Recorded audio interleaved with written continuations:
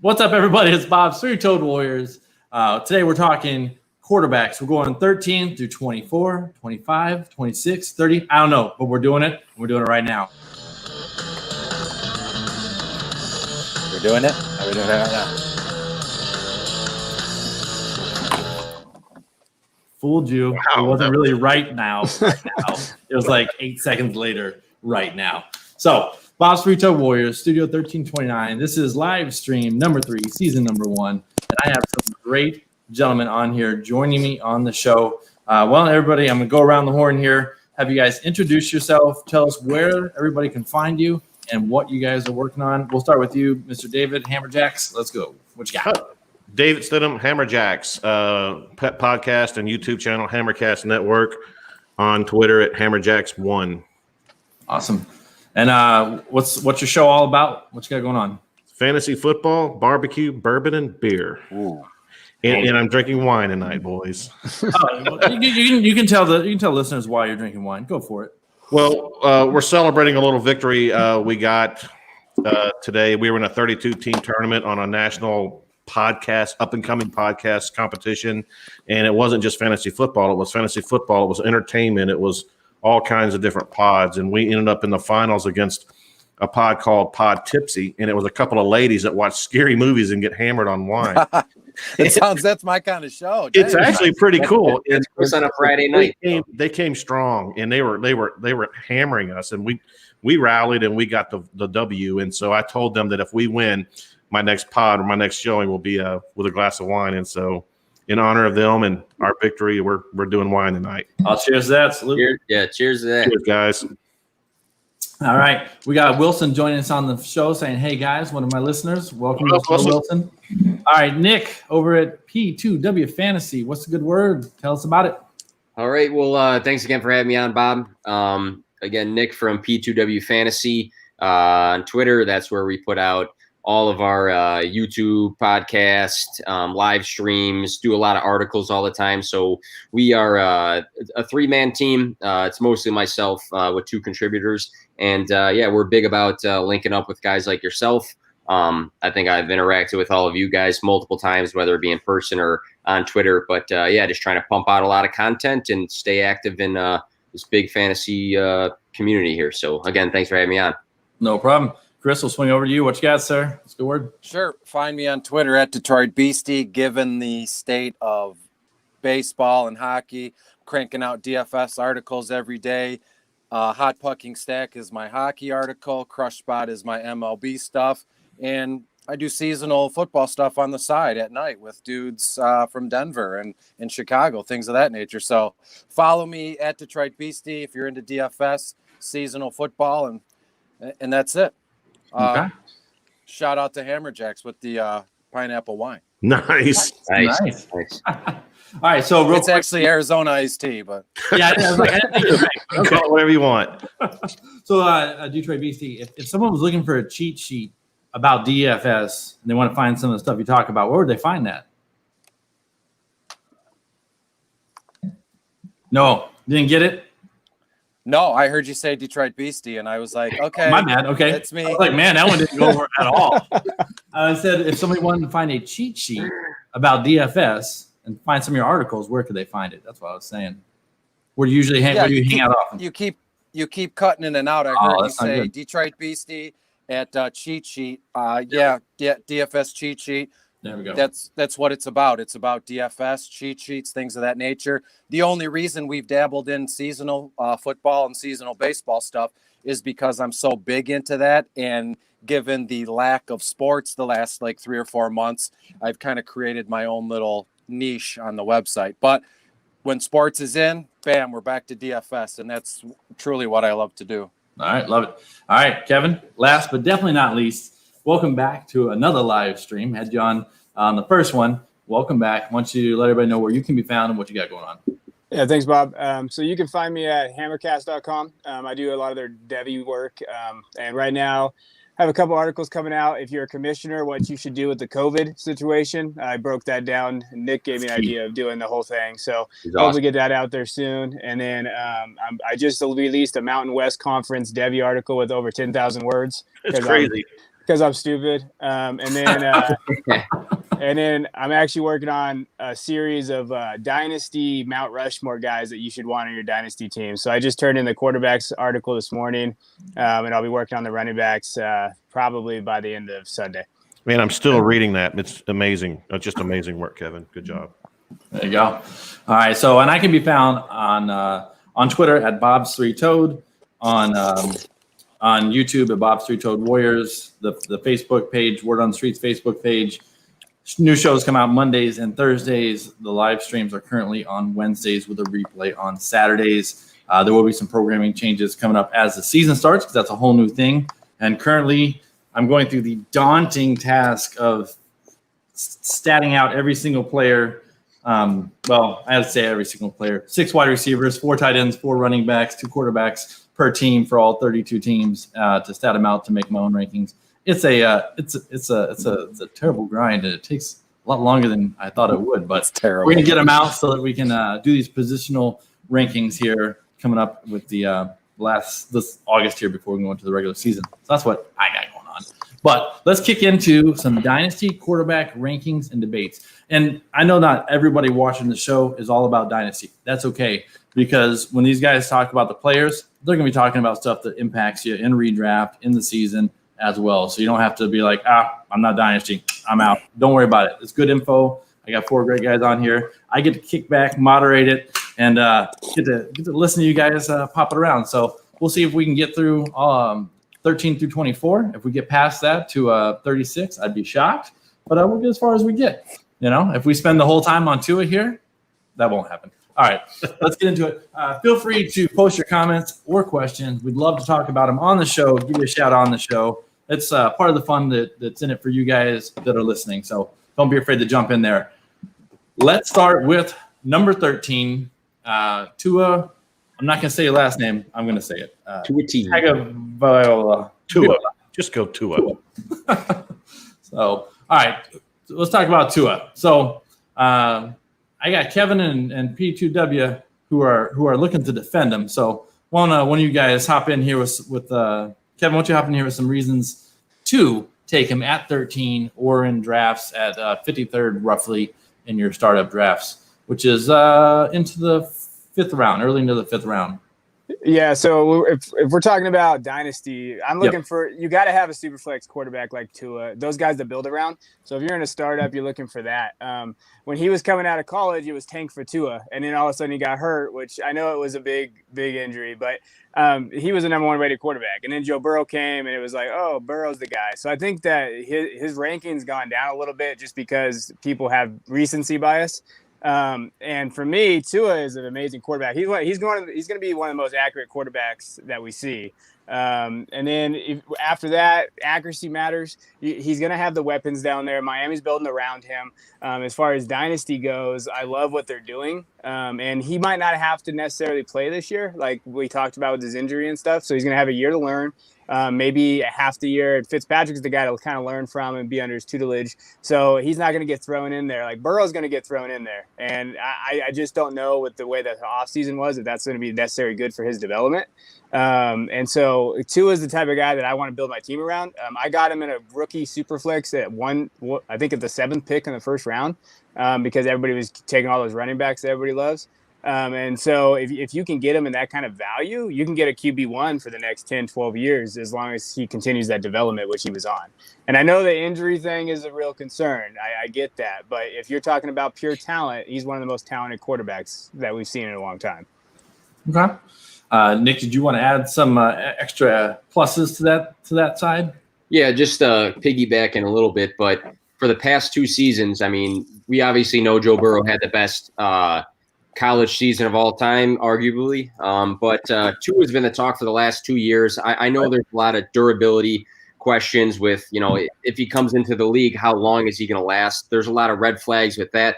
But, when I'm looking for dynasty quarterbacks, I want guys that are talented, and I've seen talented on high stages for more than 1 season. Look at a guy like Mitch Trubisky or some of these other quarterbacks that have had like 1 good college season and then they get thrown into the fire. And then you kind of start to realize, hey, maybe he's not the most talented guy, on the field at the time. But with Tua, being a great pocket passer when he's healthy, moving outside the pocket, throwing on the run. I think this guy's just an absolute stud. And, the Dolphins aren't the most shiny team to land on, but at the same time, him and Ryan Fitzpatrick are very, very different. But we saw Ryan Fitzpatrick this past season very, very successful in fantasy. And that was without Preston Williams, who was injured for the year. He had Devontae Parker, Mike Gesicki. So let's add Preston when he's good and healthy to that mix. And we've seen an older quarterback be very, very good in that system. So if Tua's healthy, we know he's talented. We've seen him very talented. He was a runner-up, in 2018 for the Heisman. I'm going with talent all day. And if there's red flags associated with it, I'm just going to make sure if I'm a dynasty owner that, not all my marbles are on Tua. But if it's super flex, I'm fine with long-term rolling the dice with him being a great quarterback because he should be. So awesome. David or Chris, either one you want to chime in as a reason maybe to not take Tua up there at 13th in a startup Superflex dynasty. Yeah. Go ahead. Real quick, when you sent me the list of who we were going to discuss today, 13 through 24, as you put it, I wanted to kind of, prep a little bit and take notes. And of all the guys, Tua has the hardest strength of schedule this coming season. His strength of schedule is 32nd overall. There's only 32 teams in the league. So he has the hardest strength of schedule. He's young as can be, obviously a rookie. As Nick said, these guys have seasons and bam, they throw him to the Wolves. I don't think he's going to fare well this season. But if we're talking dynasty long-term prospects, the jury's still out as far as I'm concerned. Personally, I have 0 shares of Tua. I'm in 5 or 6 leagues, a couple charity leagues that we're drafting right now, and he's been drafted in all of them. And it's one of those cases where I didn't go out of my way not to draft him, but I didn't want to reach to draft him in the same vein, if that makes sense. Maybe, I guess in a weird way, the way I play is let someone else draft him. A, let him be a problem elsewhere. B, if he's good, I can trade for him in the future, if that makes any sort of sense. Makes sense. Yeah, and I'll piggyback on that just a little bit. Yeah. First of all, let's remember, he's only 6'1", 218. And with that injury history, that's with that offensive line, that's a worry. And this year, I'm not touching him. Now, obviously, long-term dynasty, I understand the points of view. He's probably one of the best, if not the best, young vertical passer. He's also, to Nick's point, great on the run. He's probably the best bootleg quarterback skills of all the guys coming out. He's very intelligent. But here's something I'm thinking about. Miami, they went out and got 2 running backs. And I believe that if Tua does get in, let's just say something happens to Fitz and he comes in week 8 or week 9, I believe they're going to go to a ball control conservative offense with him. I think they're going to run with Howard and Breda, and I believe they're going to do short mid-range passing. They're going to play it safe with him, especially his first year. He's a long-term investment for them, and so I really see him as somebody with great potential down the road. But if you're counting on anything for this year, and Kevin knows me, I live for the day. I'm fading him at 13 for that reason. But if he falls down to quarterback 15, 16, 17, 18 in Dynasty, and I see a need for future, I could snag him there. Sure. So real quick, a couple things before we move on to the next player. After each player, we're going to add a little redraft tip for it here. So question will be, in redraft 1 quarterback league, are you taking them? Yes or no? And in a super flex league, are you taking them? So in a 1 quarterback league, I'm not taking them unless I absolutely have to because everybody has hogged everybody else up, and I really, really, really, really, really need them. I'm not touching them. In a super flex, sure, maybe it's my 3rd quarterback. So yes or no? I didn't give yes or no on either one of my answers, but y'all have to. Hammerjacks, go around. No way on a redraft. In Superflex, 3rd or 4th at best. I'm not counting on any production for him this year at all. All right, Nick. Yeah, for me, Superflex. If you have a solid quarterback 1, a pretty good quarterback 2, I'll take him as my quarterback 3, just to have on the bench. But that's still that sounds like the consensus all the way around. Yeah, Ram. Yeah. Same thing for you, Detroit. No. No. Redraft, I'm with Hammerjacks here. Redraft, absolutely not. And even in a super flex, absolutely not. You know, real quick, a little tip. I have him throwing about 400 passes this season and only completing like 260 of them. So completion percentage is going to be bad news. Interception strength, no. Okay. All right. Before we go on to the next person, we got one statement and one question from our listeners. We got Bowman Halpin. That's not a hard word. Rex Ryan said, if you get hurt in college, you're going to get hurt in the NFL. Why? Because you get hit by harder, faster people? Probably true. If you play professional football, you're going to get hurt. If you play D1 football, you're going to get hurt. If you play middle school backyard football, you're going to get hurt. It's the name of the game. I played Division II soccer, and I think my entire roster was hurt at one point or another throughout my 4 years. So, or at least all right. And this one comes in from the Samoan, one of my league buddies here, Mr. Henry Barbosa. He says, "Is Kyler Murray?" Henry, got to go back to last week's show, buddy. Got to listen to last week's show. Is Kyler Murray worth a top 5 or 10 quarterback with the addition of DeAndre Hopkins? I'm sure in Dynasty we would say, or Dynasty we'd probably say yes, especially in Superflex. What about in redraft from a redraft aspect? What do y'all think? I'm in. Yeah, I'm a no for 5 and yes for 10. Okay, I'm with Nick, and I believe it was this time yesterday, one of his star stud offensive tackles opted out, if I'm not mistaken. So, it's gonna be a little bit of that. Kevin, your thought? Yeah, same as Nick. I wouldn't say top 5, but top 10, yeah, I'd get him in there. Okay. Yeah, between 5 and 10, I'm there, but it's not because Hopkins. It's because of the accelerated growth of his game in that offense. Yeah, Hopkins definitely does not hurt it though. It's a good that's not the only reason. Yeah, he's not a because quarterback, and he's very intelligent. He knows how to check his reads. All right, let's talk about this man, the darling of late round quarterbacks himself in redraft, Mr. Matt Stafford. He is quarterback 14, 65 in a Superflex startup, which is going to be end of the 6th round, roughly, almost. I got a bunch of defends here. Who wants to? Anybody want to attack him first before we go to everybody who loves him? And everybody's going to love him for probably very similar reasons. But anybody got anything against him? The only thing I could say negative is his age for a dynasty league. Sure. And I mean, that's the only thing I can really that old. The back injury, but I think the back injury was more of a result of we ain't putting his ass out there and letting him get killed. We ain't going anywhere. And so, but I got a lot of good things to say. But if anybody, all I can say for a dynasty league, his age is the only reason I would put him at 14 or beyond. Okay. No one's worried about re-injury. I think that's the only thing I would think about, and I don't know too much about the injury, but I'm just thinking about the motion of a quarterback, and if he's doing that every single day at practice, and if there's a re-injury to a back, that's the only thing. But I'm like David, I got too many good things to say, but that's my only concern. Awesome. I will take good things from. Let's take good things from 2 people since everybody's on the love train for him. Who wants to go on some good things? Well, I'll just say the age thing for me in Dynasty, I'm always planning 3 years out anyway. So for me, he's going to produce at 3 years for the next 3 years. So after 3 years, I don't know what the hell my team's going to look like anyway. So like, I'm always like, okay, let me get these 3 years here. Let me see if I can grow with him. And actually, and he's going to do fine. So age, as long as he stays healthy, he can sneak himself into that top 10, top 5 quarterback. He throws, 4,000 yards is not out of the question. 30 touchdowns. Like he's going to throw that thing around the field. Yeah, remember his pace last year he was on pace for 5,000 yards and 38 touchdowns. Yeah. And so, and he's still got what I consider one of the top 3 strongest arms in the league.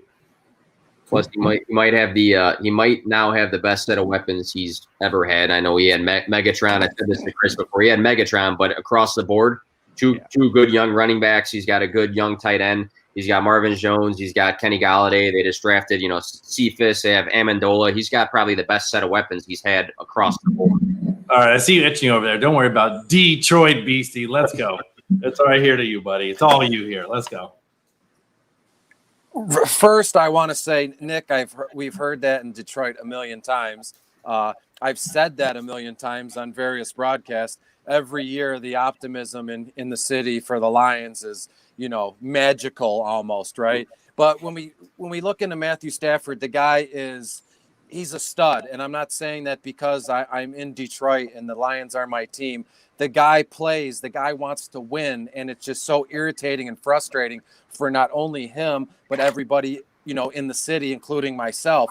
And as Hammerjack said, the guy was on a blistering pace, well over 5,000 yards, 30, 40 touchdowns, right? And I'm not concerned with any injury that he has. I have him throwing about 540 times, in 2020. And I'm with Kevin too. You normally look 2 to 3 years out. The one thing that I'm worried the most about is his wife and her tweeting and her Instagramming and her constantly running her mouth, man. She throws the Lions organization under the bus more times than I can count, and Matt doesn't say a word. I don't know if is he a wimp or is he just like, well, I don't want to, upset my wife. I don't know what it is. The guy's a professional quarterback, like the manliest man you can get. Yet when his little 5-foot blonde wife talks, he doesn't say 2 words. So, just trying to make it a little bit more light because it's always about touchdowns and passes. So what I'm getting out of this real quick is there's a wife factor in your dynasty rankings. Absolutely. Yeah. Absolutely. It's called the risk rating. I'm writing this stuff down right now. So you know what? Hey, by the way, on the injury front, people may not realize this. He played 136 straight games without an injury before the back injury last year. And he's almost an Iron Man. And so I'm not worried about anything on his health. I think when they say he's ready to go, he's ready to go. I'm with you. Well, real quick, if I just interject a couple things real quick. So Nick says, is there a wife factor here? And it's funny. It makes sense, but it's realistic too, because if you guys remember a few days ago, she tweeted out something about it was a false positive. His COVID test was a false positive. And she said, oh God, everybody in the city hated us. Our kids couldn't go to school. I had to pick up the groceries at the curb. I mean, there's a factor here. If she goes, hey, Matt, I hate it here. Let's go somewhere else. And boom, he's on the first flight out of Detroit. So realistically, would that happen? No, but it could happen. I mean, let's be honest. And it could be good for him. I agree. Sure. All right. Dave S. threw a little barrage of comments out there to us. He said, get hyped, Chris, as he did. All-star cast. I'm in the camp that injuries are hard to predict. They sure are. And I'm Fantasy Dave, by the way. Oh, Fantasy Dave. That's who that is. And then he also says, Cephas, a sneaky dynasty option at wide receiver for the Lions this year. There you go. A little hidden for you. And someone answered Henry's question. Even as a 32-year-old and a recovering broken back, I think that question got answered pretty well there. So we will leave that to the side. And we will slide over to this quick question. In redraft, I think we're all unanimously going to say in a 1-quarterback league, we're not afraid to take them at all. And in a Superflex redraft, definitely taking them, not leaving them out there on the board. Not that he had a prayer being left on the board. Let's go to someone not too far from where I am right now, Mr. Aaron Rodgers, 15th quarterback off the board, and 74th, which is the start of the 7th round in a startup. And I got 3 destroys. So last guy, nobody wanted to destroy him. Everyone wanted to defend him. Aaron Rodgers, everybody wants to destroy him. Nobody wants to defend the guy. Let's let the destroyers have a little bit of a pick at him first before we get somebody to support the poor guy and help him up off the ground. So, anybody? I think David called dibs on this one. Go ahead, Dave. I'm a Packer fan. I'm a Titan fan and a Packer fan. I went to a lot of Packer games when we sponsored them, and I even flew on a team plane to a road game with the Packers, and when they went to Dallas, and that was pretty cool. But I will tell you this: that if you look at his body language, he hasn't been involved. He hasn't cared. He hasn't shown emotion about this game in several years. But the biggest thing about me on Aaron Rodgers is last year, and a lot of people are guilty of this, myself included. Sometimes you're just in a hurry. We're trying to absorb content. We're trying to absorb content, statistics, data, and we look at their total ranking and how they finished, and we don't actually jump into the game logs. Well, every time you jump into the game logs, you learn something. And Aaron Rodgers last season had 3 weeks, one with 32, one with 48, one with 30 points. Those were his 3 biggest weeks. His next biggest week was 20 points. 10 of his 16 games last year, he was a quarterback 22 or worse. He didn't score more than 16 points. In other words, there's 10 games of his 16 starts last year that he probably lost you that week. And so what did they do? Nothing. They went out and drafted a quarterback in the first round. They drafted a running back in the second round. We all know Matt LaFleur, where his roots are. He is a running coach. He is going to run the ball. And they're going to be more of I think Aaron Rodgers is going to start becoming more of a game manager type quarterback, and it's going to be sad. But the fact is I don't think he has the weapons. Now, obviously, everybody's all high on Davante Adams, but and some people are calling Davante Adams the 1-1 receiver, but because he's going to get all the targets. But and maybe he will, but he hasn't had a complete season in years. And so, so it's Lazard, Adams, and Jay Sternberger, and Funchess has opted out. Yep. And so I just don't see the weapons. I see the running game in the fact that he had 3 spike weeks and the rest were quarterback 22 or worse. And so I'm staying away from him for that reason alone. Now, I think you answered Samoan's question there. Samoan, go tell your dad. Sorry about his Green Bay team. He's not a top 10 quarterback. I'm sorry. No, they're going to run the ball. Oh. All right. Anybody else got anything to add to that, Terry? Yeah. No, just something different, not to take anything you just said. Also, with thinking about your dynasty quarterbacks, they just made a statement right now that he is not their future quarterback. When you go and draft a guy that early in Jordan Love, they're pretty much saying that eventually we're going to this guy. And are we really going to bank on Rodgers being like Brett Favre was in the Vikings, like having this big comeback, attempt on another team? I mean, the big question mark is going to be, hey, if Jordan Love becomes the guy in the future, what's going to happen with Aaron Rodgers? He's going to be a free agent, get signed somewhere. Hopefully he starts. Hopefully he's successful in a new system. So I think they're long-term dynasty. We got dynasty mentality. Too many questions for me. All right. Yeah, I was gonna add. I went to school in the same town that he grew up in Chico, so I actually know his brother, Jordan Rodgers. Don't they hate each other? Yeah, they hate each other, and the reason why I bring this up is because Aaron Rodgers holds grudges like no one. Everybody knows it in Chico. Everybody knows it. Like he doesn't even he hosts a charity tournament there, and he doesn't invite his family. They're not allowed because they don't talk. Jeez. So if you draft Jordan Love in the first round, he is not going to talk to you anymore. So he already came out and said, I'm only going to worry about this season. That's all I can control. I don't see him being there next year. It'd be very hard to see. Maybe he comes back, but the fact that he holds the grudges, I know he holds the grudges because I'm from that town, so I know people talk about it all the time. He realistically will just stop going to restaurants because they didn't serve him the right food, and he will blacklist them and tell everybody not to go there. That's just who he is as a person. We took that road trip from Green Bay to Dallas, and I was on the plane. We were held up for 20 minutes because he was late, and he wasn't even going to play because he was injured. And he came on the plane with a shit-eating grin and walked by, and nobody said a word to him. And so the body language was very interesting, and so he had to be there. And yeah, it's an issue. I promise you. Wow.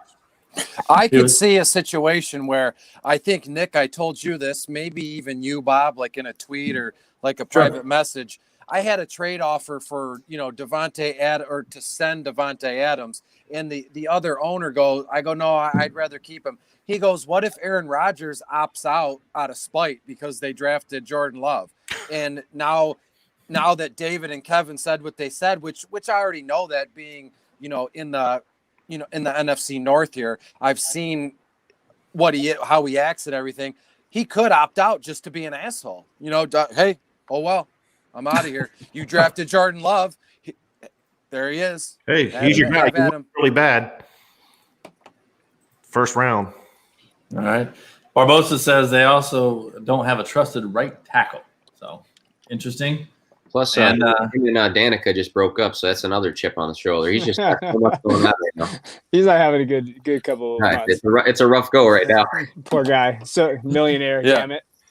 Yeah, being worth $100 million. I got a lot of shares of them. I can't get rid of them. Yeah.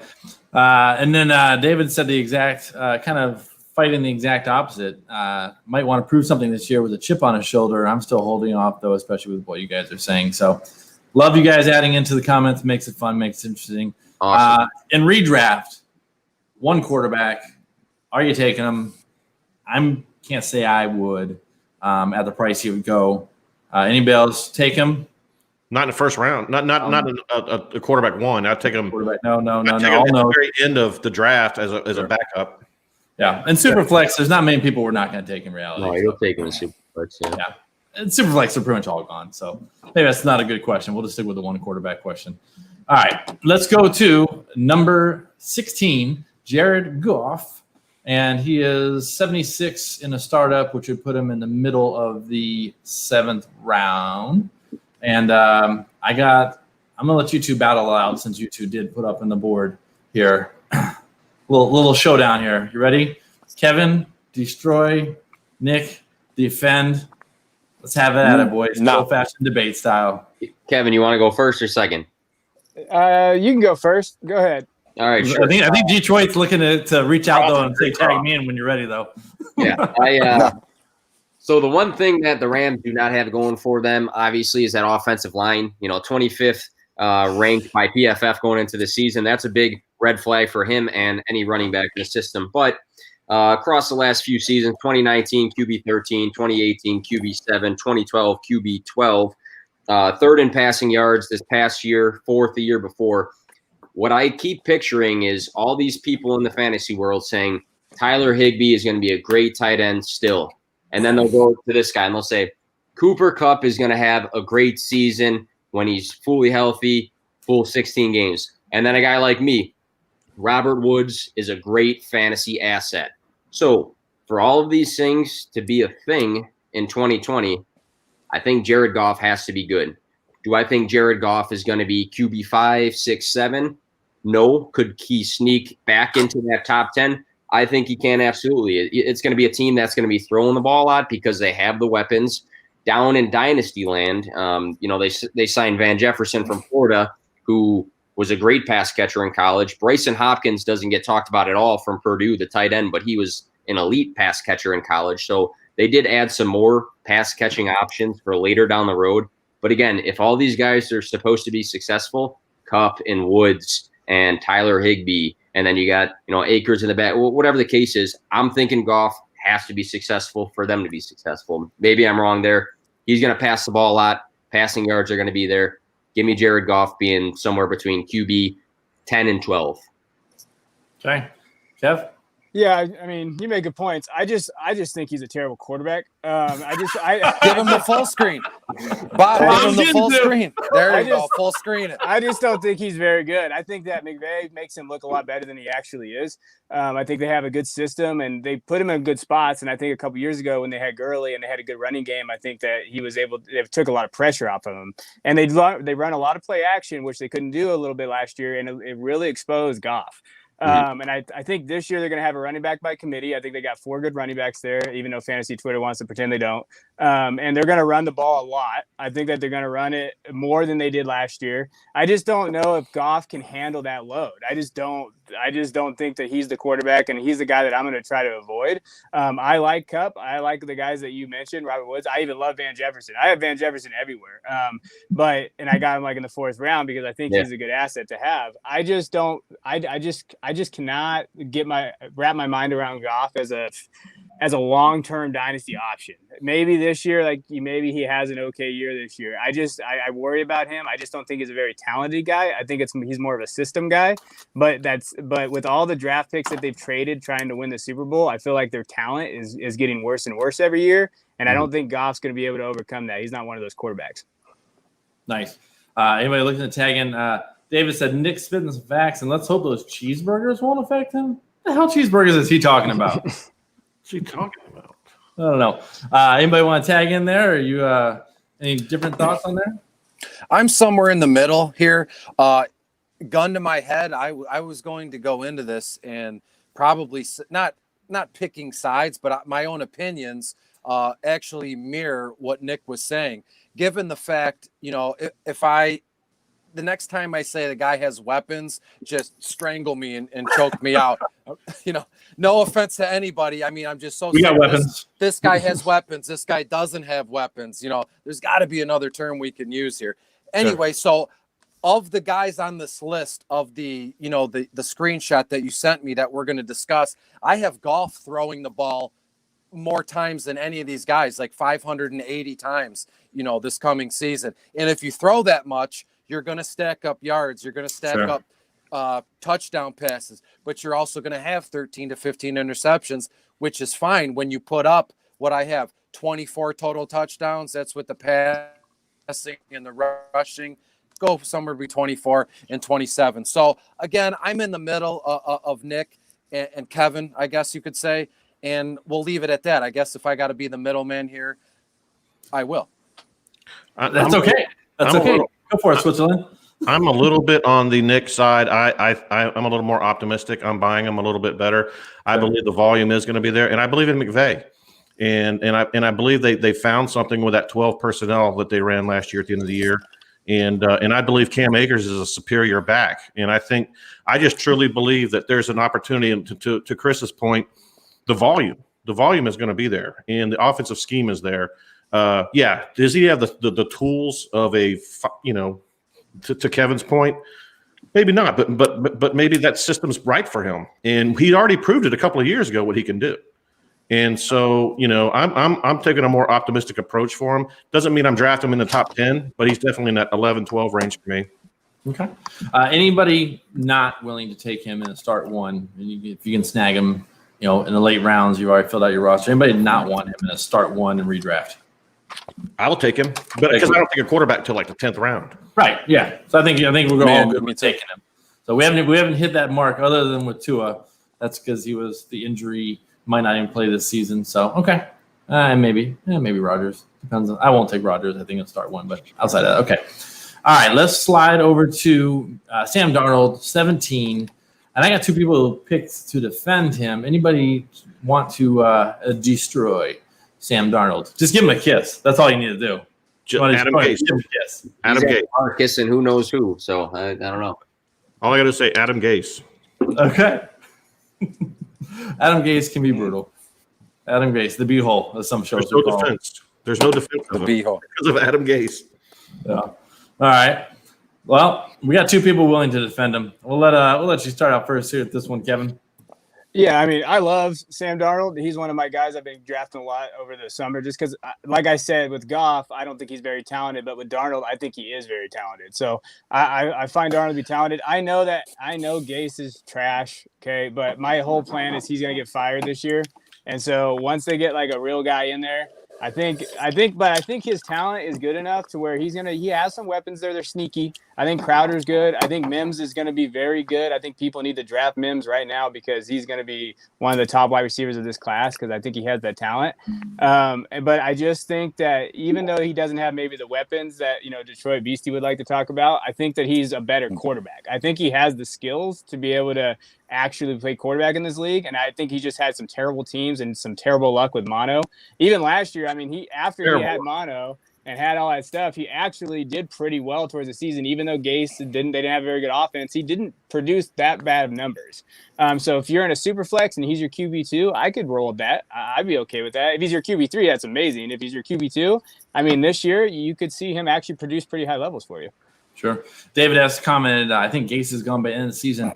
If Donald has a good year, that might make it tougher to get rid of Gase, unfortunately. He has a bad year. Well, then there you go. Gase could easily see the door. What you got for us, Nick? I just like the fact that they have a lot more going on this season than they did the past year. They drafted a guy in the O-line. They signed another two guys to add to their core. They had a bad O-line before. Chris Herndon, I'm a big Chris Herndon guy. He's coming back at tight end for him. Him and Darnold got a great connection. You bring over Perryman. You draft Denzel Mims. So I'm not going to use the word weapons at all, but I think it's a supporting cast and whole. How you're adding you got Crowder there too. Hey, you're adding a tight end that he has a connection with. You have two more receivers. I mean, Robbie Anderson to me was nothing for him. So you got two like that. And then you got pieces in front of him. Weeks 10, 11, and 12 over that span, we saw some good glimpses of him. QB2 for those 3 weeks. I mean, it's just 3 weeks, but if you can see a bright side when he had a bad O-line and really no receivers, I think now that you add, a a barrier around him a little bit, I think he'll be a lot better. He had 4 top 10 weeks, this past year. So I think if he's staying healthy and not getting cooties, and if he is not seeing ghosts, because everybody likes to throw that, Sure. into the air, which gets annoying after a while, I think he'll be successful, and I think he's very underprojected for this year. All right. We're gonna say. Hey, can I say one last thing on all I said was Gase. I do believe in his talent, and one thing that I will mention for those that are debating on him, they just lost C.J. Mosley and Jamal Adams. Okay, that defense is taking a major hit. That means their game script is going to change a lot this year compared to what it was projected. And so I see a lot of games where they're going to be throwing from behind, and he's probably going to get more volume than he traditionally would if those guys are in there. So something to think about. That's a very good point. Start one quarterback. Is this a guy you're targeting in late rounds? Or is this a guy you're avoiding in late rounds?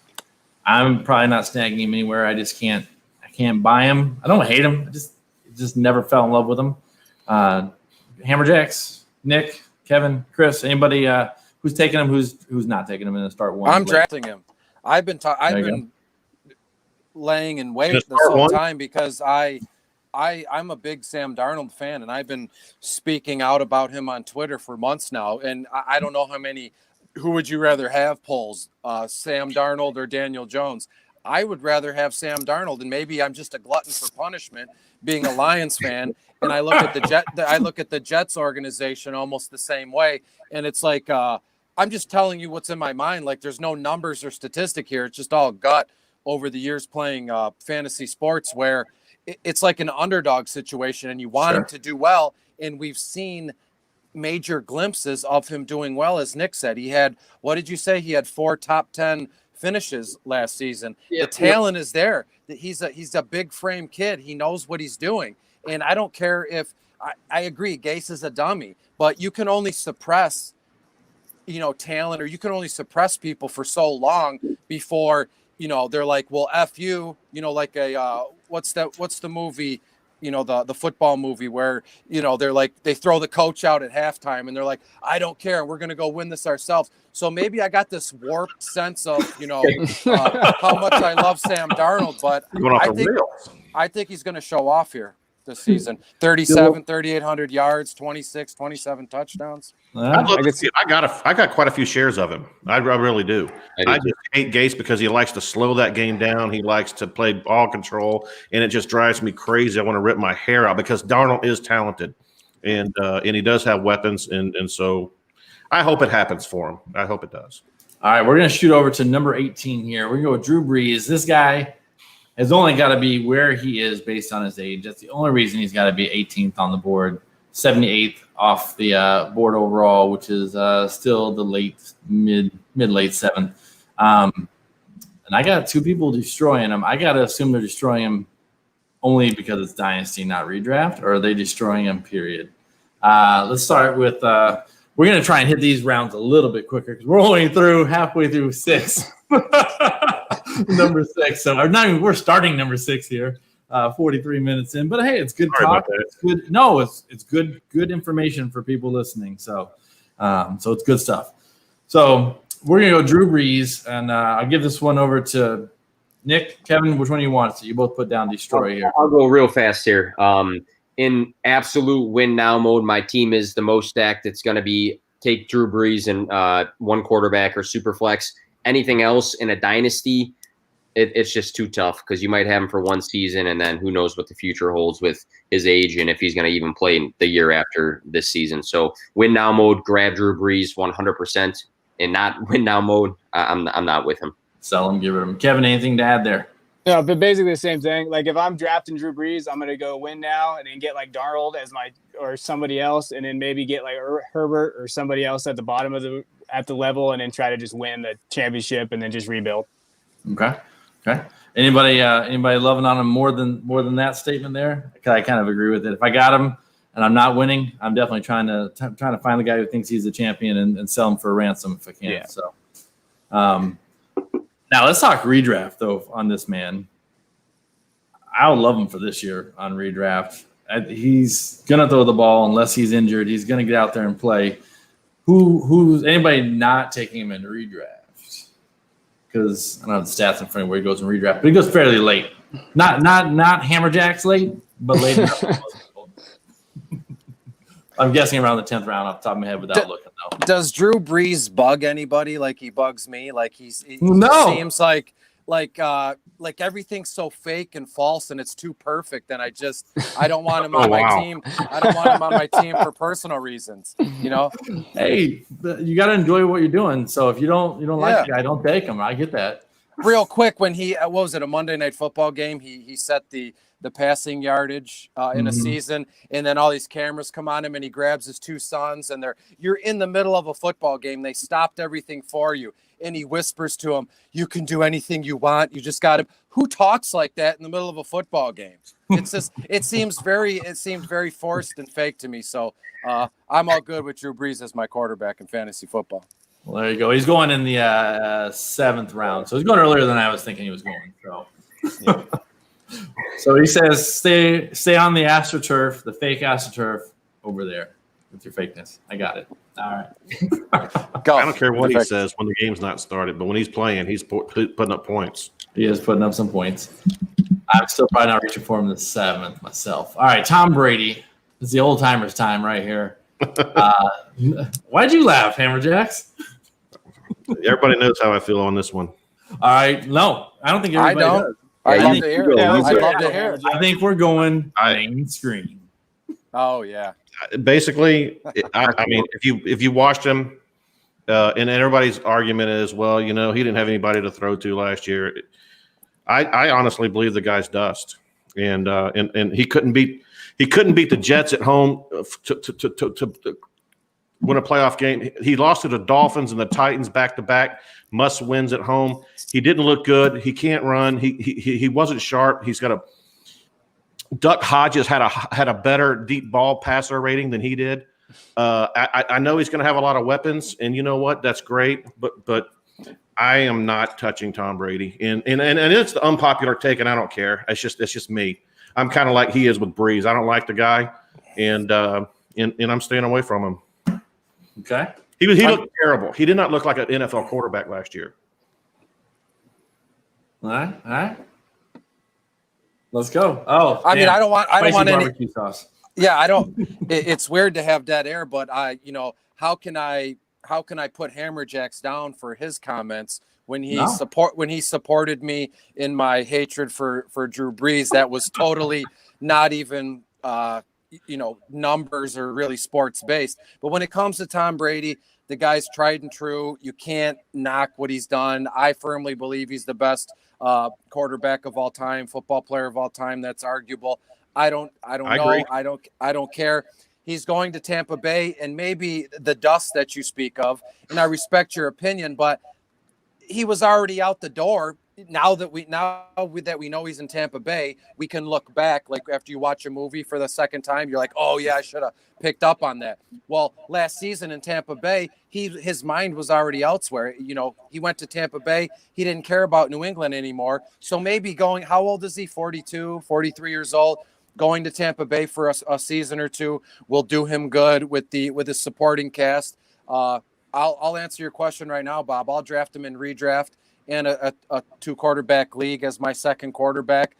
As Nick and Kevin both said, he's a win now kind of quarterback. You're not drafting him in a dynasty league and that's to carry your team for 10 years. I get that, and he is probably the greatest of all time. I'm not arguing that. My point is he had a have-to-win game against the Dolphins. Had to win, and they were playing at home, and he couldn't get it done. He looked terrible. Then he had a have-to-win game to advance against the Titans. Couldn't get it done. He really, his skills looked like they were just not there. Are you saying that Tom Brady, NFL great, at home in a playoff situation, didn't care? No, not at all.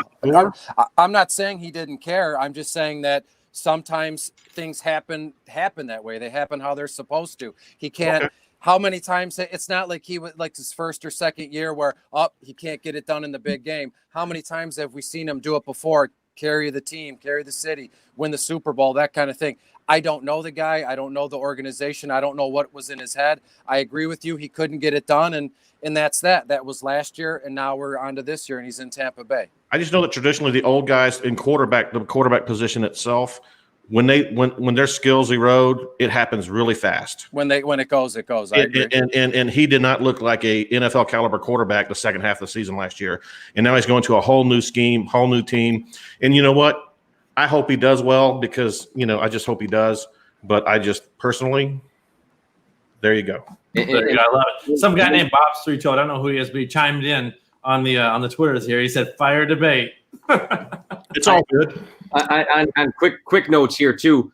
I think he's going to be successful, but if anybody thinks that he is going to he's got Godwin, he's got Mike Evans. If anybody thinks that he's going to come out and do the same stuff that James was last season, it's a false thought. I mean, Tom Brady is not going to give a shit about giving Chris Godwin 10 receptions in a game. He's not going to care about your fantasy team. Tom Brady is going to go out and want to win every game. He's going to be a game manager. They brought back a lot of guys on defense. The defense is going to be a lot better. It might be a season where you're going to have games with Chris Godwin and Mike Evans getting some catches, but they win the game because of great defense and he manages the game. So I think people think that he's got two great weapons. And he's going to come in and just sling the ball, but he's not going to have to, and he's going to be a game manager, especially at his age. So he's not going to be playing YOLO football like Jameis Winston was. That's for sure. No, it's going to be win the game at whatever I got to do. Run the ball 80 times, throw the ball 5 times, throw the ball 100 times, win the game. All right. Let's throw in two guys here together. Nah, I won't do that. They feel like the same person to me for some reason, though. No, they don't. All right, Jimmy Garoppolo and Ryan Tannehill is who I was talking about at 20 and 21. They both feel like low volume quarterbacks. I think that's really where I was heading with that thought in my head when I said it, but you really can't put two guys like that together to debate.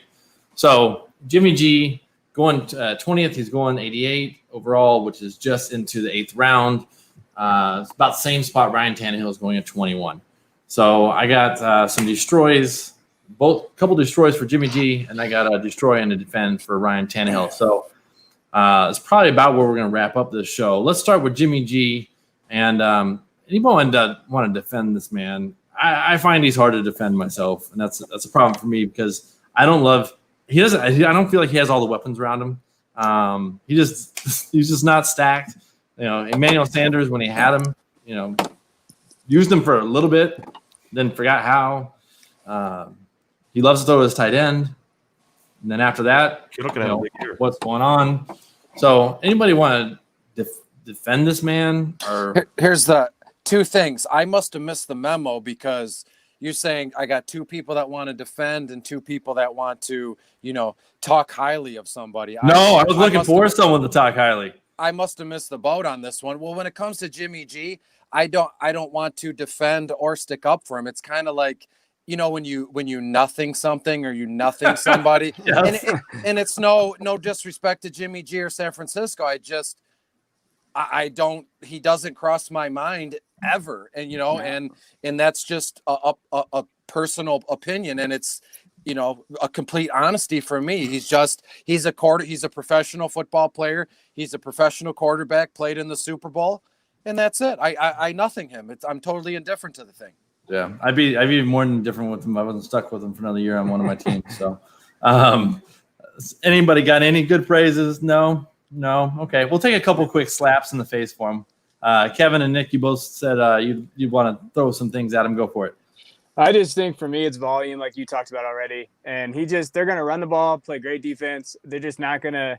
They're going to go up 17-7, and they're going to run the clock out, and he's going to have 20 passes in a game. Like that's just going to be what it is. Exactly. I play in way too many leagues, and I don't have him in one of my teams. I have 0 shares. I have 0 shares of Jimmy G. I've never drafted him. I never wanted to draft him. It's too high to me. I'd rather have your guy Drew Lock if I'm going to take a guy around that range. Like I take that dude over Jimmy G just because I think he'll have more volume, and I think that's who I want on my dynasty team.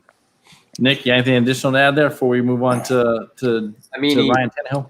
Yeah, he was efficient with some of his passing. I mean, his touchdowns were all right for being 19th in attempts. But I just looked down the list of scoring weeks for him, and don't read it out loud. He had 10 games. He had 10 games, 13 or less points. Yeah. So if you are drafting quarterbacks and worrying about him having either 8 points or 9 or 10 points, or he might get 20, You don't want that on your team. So that's my big thing. Yeah, I literally had the pleasure of benching him. I literally had the pleasure of benching my Superflex quarterback most of the season last year. That's how bad he was. That's not a good start. No. When you bench your Superflex quarterback and you start with a disadvantage, it's not good. All right. The only way I'm taking him is in DFS, stacking him with Kittle. That's fair. I'm sure the price will be right. Right. All right. Let's go over to Ryan Tannehill at 21, 88th off the board, still the middle of the 7th, 8th round. And we're gonna let you two go head to head since you chose. Kevin picked destroy, and Nick picked defend.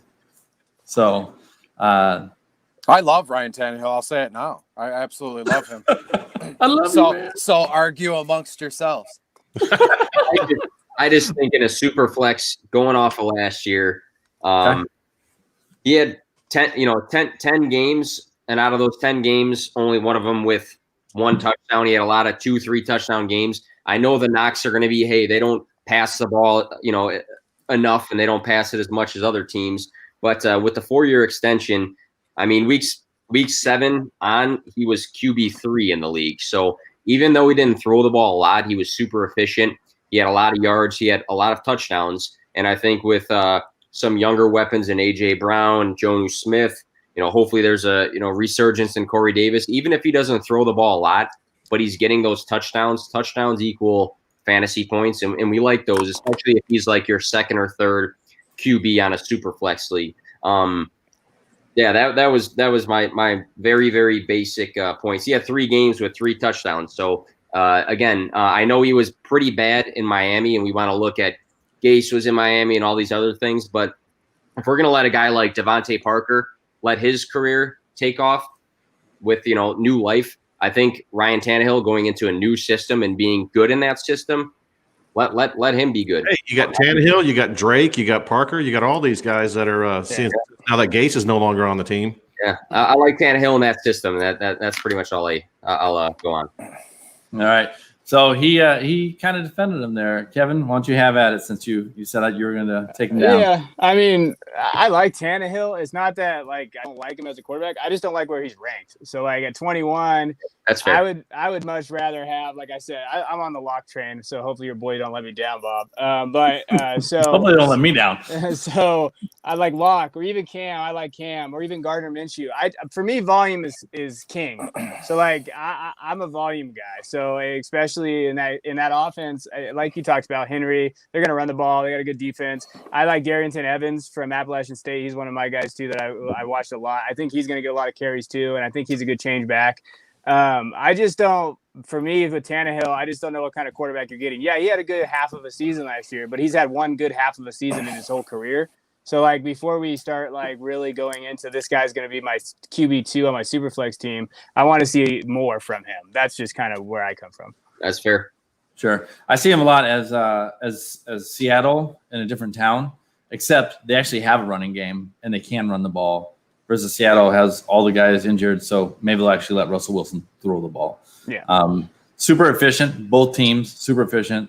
Not as much volume over there in Tennessee to me, and that's the part I struggle with, because if they don't hit on the touchdowns, they don't have the big breakaway play, you're sitting there holding your stat sheet, going, "Where'd my points go?" Yeah, that's you got to remember it. A.J. Brown he actually averaged 2.5 points per target last year, and that's impossible to sustain. Right. Put it this way: Hopkins, Julio, all those guys are right around that 1.85, 1.9. What he did, and then you take the efficiency that Tannehill did at the same time. For that to repeat itself, you're going to have the odds are stacked way against you for both of those guys to sustain that type of efficiency rating. And so I see a regression coming on both sides, ball control, and to Kevin's point, Darrington Evans is a lot better weapon than Doofus, who went back to New York in that backfield to help out Barkley, because it was basically Henry and the Henry show alone. And so I definitely see them more running, less efficiency, and I'm staying away from that offense. I guess one question you can ask just real quick too, though, is if, again, only a chunk of the season, but if week 7 through the end of the season, he was QB3, and he put up those numbers, and then he regresses to a QB 9 or 10. Fair. Sure. Especially his ADP. I get that. Yeah, Sure. that's my Not only bad at all. really like No, thought. Like, oh, real I good also point, Nick. think he's going to regress, but that's my thought. Like, oh, Right. All right. Well, being the host, being the Broncos fan in the room. You're going to end it without Locke? No, we're going right to Drew Lock. We're going into overtime. We're at the 59-minute, 52-second, 53, 54-second mark, but we're going to add Drew Lock in here as the final. We didn't make it to 24. I didn't think we would. You have 4 great guests on here, giving great info. It's just going to be good stuff. What are you going to do? Oh, well. So you go a little long. It is what it is. Let's go. Drew Lock at number 22, 90th off the board. It's pushing the end of the 8th there. And I got 2 people defending him over here with Kevin and Nick. Taking shots at him, David, Chris. If you want to take shots at him, that's fine. It's not my body you're punching. It's okay. What do you got? I didn't even say anything. Jeez. I know. I'm just seeing. You said something earlier. I wouldn't know if it was good or bad. I just saw you shaking your head. I'm willing to hear what people have because there's definitely some downside to them. Yeah. No. Okay. You are gonna be nice. Okay. Well, again, like Ryan Tannehill, I'm with Kevin here. Du Bois, Kevin. I love the prospects of Drew Lock this season. Something weapons, something Portland, something. You know, it's all on him if he doesn't make it happen. Yeah, what happened the previous year? Obviously, you have to pay attention to that. That goes into their stock. But I always like to look ahead, project what they're going to, what a guy's going to do this coming season. I have him throwing the ball like 490, maybe 500 times, completing 315, 320 passes, 23 to 25 touchdowns, 51 carries, couple scrambles here and there, 11 interceptions, things of that nature. So there's definitely major upside here with Drew Lock, given the fact Cortland Sutton, KJ Hamler, Jerry Jeudy, Noah Fant is like this. The things have cooled on Fant, if I'm not mistaken, but That could be a mistake. I'm on Drew Lock's side this season. But end of the 8th round, that's a little high for me. Not to be rude, but your ADPs seem like they're really high because I have him, 140 overall. It's the super flex. Super flex is pushing it up. Absolutely. Yeah. Okay. Yeah. Because nobody cares about single quarterback. I've seen him going super flex in 5th and 6th rounds when of course, it all depends on the league you're in and what's going on. But I'm with you, Chris. He's a big guy, tough guy. He's got a gunslinger mentality. And I'm not saying he's Brett Favre, but he's got a little Brett Favre in him. And I like that. And SEC proven. He's got the something weapons. and they went out and got weapons catered to his game, his strengths of his game. He can throw the ball deep. Yeah. And so I'm excited to see what he does. A lot of people are a little hesitant on him, but I'm in. All right, so before I pass it to Kevin over there, who's jumping at the screen real quick, I'm going to read this game log from in the past. Doesn't predict the future, right? Kevin hasn't really even moved. He's just been sitting there, so I don't know. He was leaning forward. I don't know. I thought I was giving him credit for it. So I just have to pee. Okay. Honesty is the Do best it live policy. on air. That'd be fantastic. So I'm going to give him the bottle. Just took a downturn. So week 13. That's when he started. 134 yards, 2 touchdowns. Okay, touchdown saved him. Week 14 blows up against Houston. I don't know, 300 yards just blowing up, but 3 touchdowns was definitely nice and not bad to add the 300 yards. Definitely made you happy that week he started him. Then he goes to 200 yards, no touchdowns, and a pick. 192 yards, 1 touchdown, 177 and a touchdown. So it was his first year. We'll call it that and hope that with these new weapons he has, he develops with them and he grows, and it's fantastic. He's got John Elway, in the house with him. If anybody can hopefully teach a guy, it should be John Elway. Although it's not really his job, but he should be able to motivate the guy, help out, give some tips, something. Although he hasn't been able to do it with any of our other rookies. So, and why don't you pump up this man before we go on a positive note? Yeah, like when I look at it, because since I do a lot of scouting and stuff, when I scouted him, I mean, especially in college, the dude had over 12,000 yards passing and 99 touchdowns in his career. So he can throw the ball, and he's a very good quarterback. I loved his volume and the way he actually competes too. He kind of checks all those intangible boxes that you want to talk about, the make believe stuff that's out there that it's real, but you can't prove it. And from all the stories that you hear about him in college, the guys buy into him. And if you saw him over the offseason, even this summer, he's protesting with the guys. Like he does a good job of getting the team to rally behind him. And you need that. I mean, you need that leadership from your quarterback. And so he checks those. And so he had 44 touchdowns his junior season at Missouri, so he can play. It's just, I think his accuracy is a concern. So he didn't really have the highest completion percentages when he was in college for sure. So that's something, but he made some throws last year that you could tell that he's getting better at that. And I think him sitting out for that little while, studying the game a little bit, helped him last year when he was watching Flacco just die on the field. So like, I think Drew Lock can be that guy. I really do. I have him on a ton of my teams as my QB2, QB3-ish, depending on how bad my team is. But he's definitely, I think he has, like you said, the weapons, but I think he can throw the ball, and I think he's a leader, and that means something in the league. Yeah.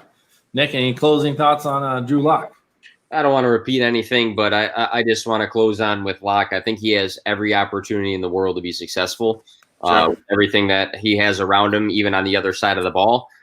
So I think if you're looking for a young guy that has young guys he can throw to that are very, very good, like I'm a massive Jerry Jeudy fan, then I think in a super flex league, if he's your QB2 or he's your QB3 on the bench just because he hasn't played a lot, you have to be happy with that. So especially long term. And there's no reason why Haskins should have got drafted over him. The Redskins are stupid. I mean, I'm proud of the Redskins. I'm so glad that they suck. But I'm proud of the Redskins. Like I just wanted to keep drafting shitty players, but Haskins should not have been drafted over Drew Lock. I mean, think about it. Drew Lock put up those kind of stats playing for Missouri against all the SEC teams. Yeah, he played for Alabama or LSU or an elite team. It's staggering what he could have done. Yeah. There you go. All right. I like it that we're ending on a Drew Lock love. We're going to end it there. Before we go, because everybody's not watching on the YouTubes, David says, this has been an amazing pod, kind of blown away, to be honest. Thank you, David, for being honest. I love honesty. Appreciate it, sir. Thanks for watching the show. Thanks for commenting. Everybody who jumped in and out, thank you for commenting. When we go around the room, David, let everybody know where you can be found, both on Twitter and anything else you got going on. Just find me on Twitter, HammerJacks1, or go to our website, hammercast.com, and we got everything there from the YouTube, podcasts, giveaways, articles. Kevin puts out amazing articles. We got actually a whole Devy section on the website now that Kevin's running that whole show, and we actually got 4 leagues on the website too that we're running too. So if you're into Devy, get on there, see Kevin, and anything else, check it out, see what you think. Look at that, Kevin. You got a little promo within his exit. That's nice. Hey. Nick, we're going to slide over to you. Yeah, Nick from P2W Fantasy, just add P2W Fantasy on Twitter. We have the website on there. Hopefully we can get some of you guys that listening to our podcast as well. We push out articles all the time, YouTube videos, just constantly trying to link up with guys like Bob and everybody in this video. And Bob, thanks again for having me on, especially with a great group of guys. No, I loved it. You guys are awesome. It makes it fun for me. So I just got to sit back and throw firecrackers in the mix. So it's made a lot of fun. Have a little whiskey. It's a good time. Detroit BC. Chris, what's going on over there, sir? Nothing. You guys can already know. Find me on Twitter at Detroit Beastie. Big DFS guy every morning and early afternoon. Hot Pucking Stacks NHL DFS article, followed by Crush Spot MLB DFS article. Then I sprinkle in some seasonal football in between. So if you're into DFS, give me a follow, shoot me a DM, email, whatever you want to do. I'd be happy to talk to you. I guess thanks for having me on, Bob. I mean, it was an okay time. I mean, let's be honest. It's the third time on, man. Thanks for coming back. I appreciate it. You're welcome. All right, Kevin. Yeah, you can find me at nicer than he was to me, because dang, he punched me right in my gut. You can find me at DuBois_22. You can follow me on Twitter. I'd like to have more followers than Hammerjacks one of these days because he keeps making fun of me that I don't have as many followers as No, him. I never made fun of you at all. It's cool. It's cool, dude. So you can find We got us a private chat going, and it was a joke. It was going on. he's the GOAT. So I'm just trying to get on his level one day. But no, for real, I hope everybody follows everybody on this. I've only been on Twitter for a couple months now and really started producing stuff. And these guys have all been really nice, great guys. That's not always the case on fantasy Twitter out there. Right. So, I can't say enough about all these guys. Please follow them, follow their podcast. I try to listen as much as I can, and these are really good dudes. So please follow these guys. All right. I can be found on Twitter at Bob3Toad, on YouTube, Bob3Toad Warriors. Shows drop on Monday, Thursday mornings on YouTube and podcast. And the happy hour is Wednesdays currently. It will be flipping over Tuesdays during the season due to time-sensitive things that need to come out in the season. But for right now, we're still rolling Wednesdays. And the replay of this show will be on Saturdays for you until further notice, because it gives people a chance who didn't catch it live to watch it afterwards and enjoy the show. So that's all for this show. It's in Bob's 3-Toed Warriors with David, Nick, Chris, and Kevin, reminding you that soon enough you'll be able to hit the waiver wire, set your lineups, dominate your opponents. But until then, we will see you. Guys only got 3 toes.